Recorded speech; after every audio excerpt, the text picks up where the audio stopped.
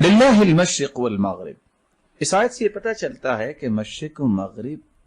اگر اللہ تعالیٰ اس کے مالک ہیں،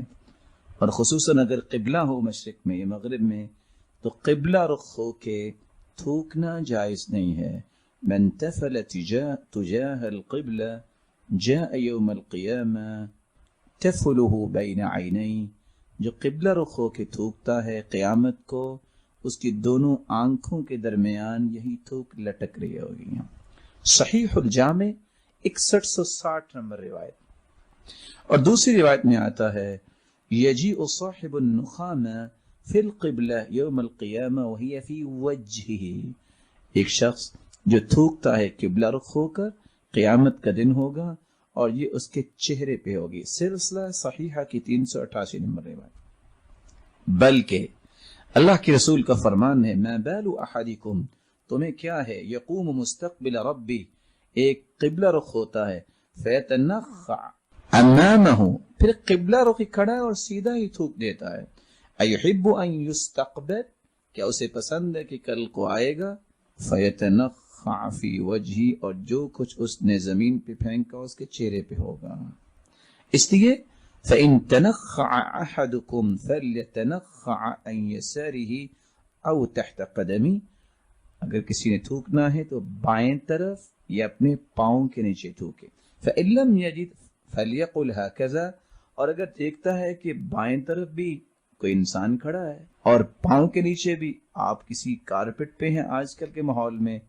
أَوْ يَفْعَلْ هَكَذَا یعنی فی ثوبی، وہ اپنے کپڑے میں تھوک لے۔ آج کل کے ٹیشوز اسی حدیث سے ثابت ہو سکتے ہیں۔ اور 415 نمبر روایت جو صحیح بخاری کی ہے، اس میں اللہ کے رسول نے کر کے دکھایا، آپ نے اپنا کپڑا لیا فتفل فی، اور آپ نے صحابہ کے سامنے تھوکا، فرد بعضہ علی بعض، اور اس طرح کپڑے کو 1 2 3 تہ میں ڈال کے دکھا دیا کہ یا تم اس طرح کر سکتے ہو۔ تو یہ سارے آداب اللہ کے رسول صلی اللہ علیہ وسلم نے صحابہ کرام کو کر کے دکھائے۔ یہ روایت جو ابھی آپ نے سنی،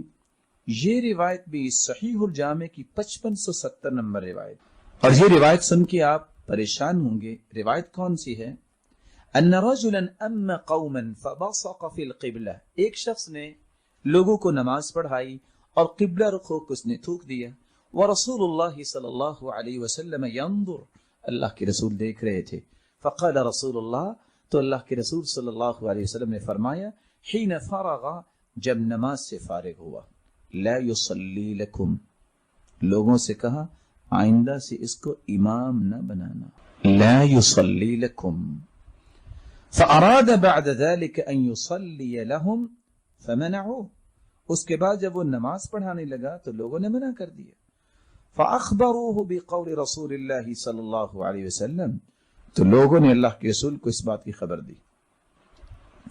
لوگوں نے اس شخص کو اللہ کے رسول کی بات بتائی کہ اللہ کے رسول نے منع کیا ہے، فذکر ذلك لرسول اللہ صلی اللہ علیہ وسلم، وہ اللہ کے رسول کے پاس گیا، فقال نعم، وحسبت انه قال، راوی کہتے ہیں کہ اللہ کے رسول نے یہ فرمایا انک آذیت اللہ ورسولہ، تم نے اللہ اور اس کے رسول کو تکلیف دی۔ سنن ابی داود 481 نمبر روایت۔ تو انسان کو قبلہ رخ ہو کے نہیں تھوکنا چاہیے، اور ایک دوسری روایت میں آتا ہے دائیں طرف بھی نہیں تھوکنا چاہیے، بلکہ بائیں طرف یا قدم کے نیچے یا کپڑے